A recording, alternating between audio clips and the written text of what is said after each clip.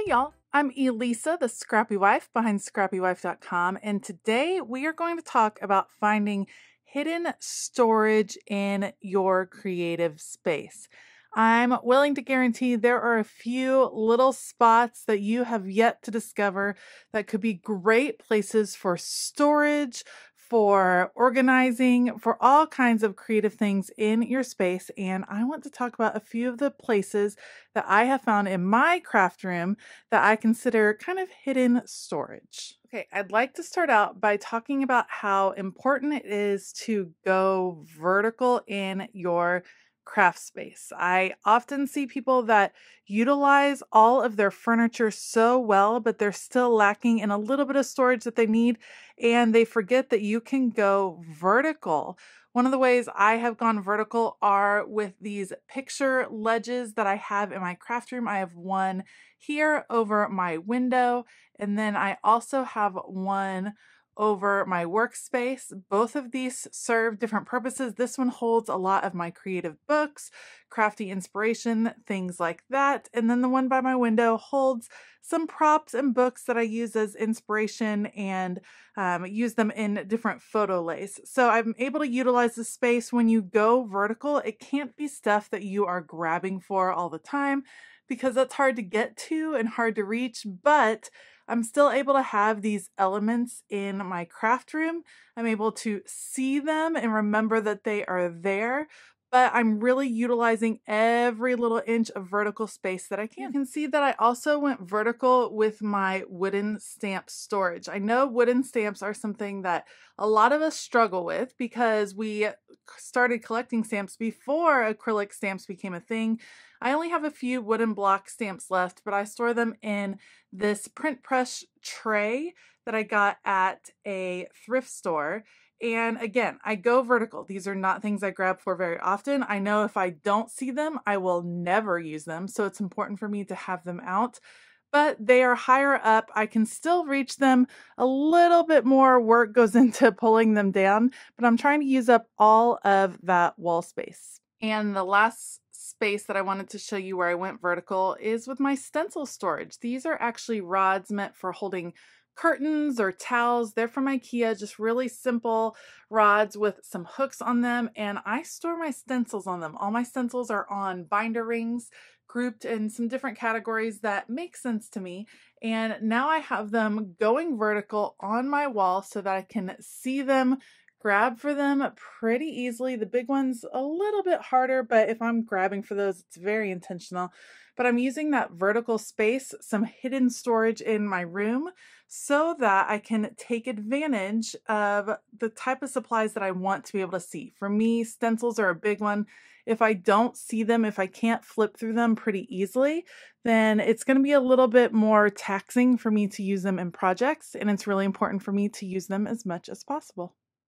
Another hidden storage area that I want to talk about is behind the door of your craft space. And in this case, I'm talking about two different areas behind your door.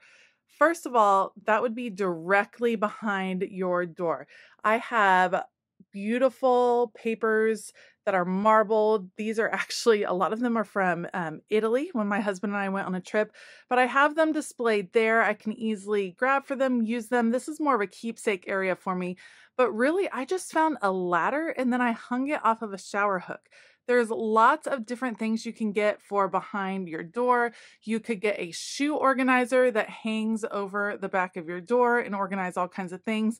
I highly recommend the over-the-door system from the Container Store. It is super functional, looks very sleek, and you can store a lot in that area. So don't forget to check out behind your door. And when you are considering storage behind your door, don't forget the wall behind your door. This can be a tricky place to find storage for because you want it to be much more shallow. You don't want it to block the door. For me, what has worked out really well are these IKEA spice racks that I have painted. I used to have a whole rainbow of them behind here, just functioning as extra bookshelves to store projects and things like that. I have more recently gotten these. These are actually intended for nail polish. They are clear acrylic shelves. They are perfect for holding my sprays. They'd be perfect for a lot of small craft supplies. My husband just helped me by doing this kind of border around the edge, and I put in the wallpaper just to add a little extra decorative feature. But this is a great idea for me. It's gaining me a lot of storage. You can see projects and things I have going on, and then I'm able to see this gorgeous rainbow of supplies. Again, it's kind of utilizing that vertical space as well, but this hidden space behind the door that I might not normally think of to use. I can have things there. It is very functional for me. Not necessarily, I can't see it when the door is open, but let's be honest, most of the time when I'm working in here, the door is closed and I can see all of my gorgeous supplies that are hidden behind the door. All right, let's talk about hidden storage in your desk area. My desk is actually a combination of a couple of different desks from IKEA that we had left over in our house that I put together, put new tops on, and then I combined them with some Alex drawers, and I created all kinds of hidden storage. But first, let's talk about this cart right here. I absolutely love this storage cart that I picked up off of Amazon. It is a slim storage cart. It is only about 5 inches wide, has 4 shelves on it, and it fits perfectly in between my desk and my bookcase. In what normally would have been just dead space, I'm able to take full advantage. Now, some things about this shelf. If it were moving more often, I don't know that it would be super stable. For me, it doesn't move very often. It just stays right here, holds all these different bins, holds some extra Happy Planner supplies. So I don't know how practical it would be to move around all the time. However, it really is effective at allowing me to store some extra things. On the top, I have ephemera pieces that I want to use in projects that I have going on. I love these hooks that it has on the side that let me keep some of my favorite washi tape rolls right at hand. Then I have some accessory books and extra large books from the Happy Planner, mini planners, all displayed, some ephemera and micro planners.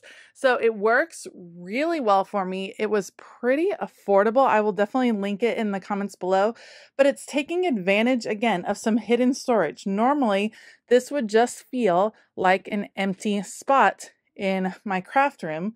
See, I wouldn't really think anything of it, but now that I have a cart here, it is able to store some extra pieces, store some little bits and things that I want out, I want to be able to access, and just again, giving me more hidden space. These desk risers are another way that I gain space in my craft room.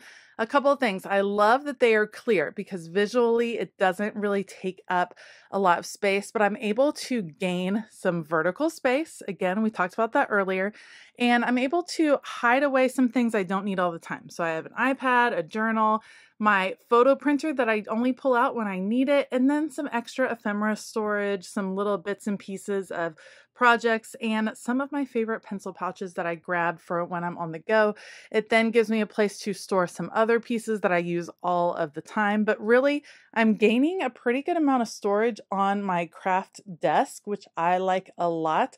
My desk is pretty deep, so I still have room for my glass media mat right here. I still have room to work at my desk, so I'm very thankful that I have a deep desk and can still have these risers on here and have them be effective. But it's another way that I have kind of created some storage that wasn't there before.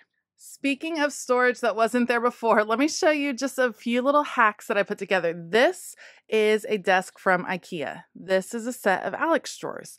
I wanted them to hold this really large tabletop that I had because I have the space for it, but the Alex drawers didn't quite meet up to the same level. So my husband helped me cut these pieces of wood.